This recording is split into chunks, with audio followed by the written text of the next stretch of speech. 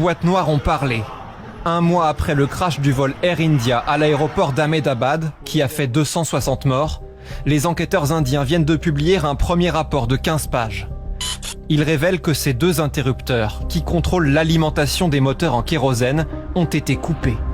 L'un après l'autre, 3 secondes seulement après le décollage, un instant critique. Les moteurs perdent alors de la puissance. À ce moment-là, le copilote est aux commandes et le commandant de bord surveille les opérations. Dans l'enregistrement sonore du cockpit, l'un des deux, on ignore lequel, demande à l'autre « Pourquoi tu as coupé l'alimentation ?» L'autre répond « Je ne l'ai pas fait ».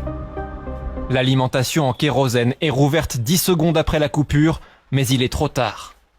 S'agit-il d'un acte volontaire? Comment ces deux boutons placés entre les pilotes ont-ils été actionnés? C'est pas si simple, il faut tirer et couper. Alors là où c'est situé, il est difficile de croire à une mauvaise manipulation. Alors on peut dire, bon, je me suis trompé de bouton, mais pour les deux, ça fait quand même beaucoup. Le rapport d'enquête se garde d'incriminer les pilotes. Et le ministère indien des Transports demande de ne pas tirer de conclusions hâtives, car l'erreur humaine n'est pas la seule hypothèse. Oui, les robinets carburants ont été enregistrés coupés par les systèmes, mais personne ne peut dire si c'est une action humaine finalement ou une défaillance technique. Tout système peut défaillir, il peut y avoir un faux contact, un court-circuit. En 2018, les autorités aériennes américaines avaient signalé un risque possible lié au verrouillage des interrupteurs de carburant.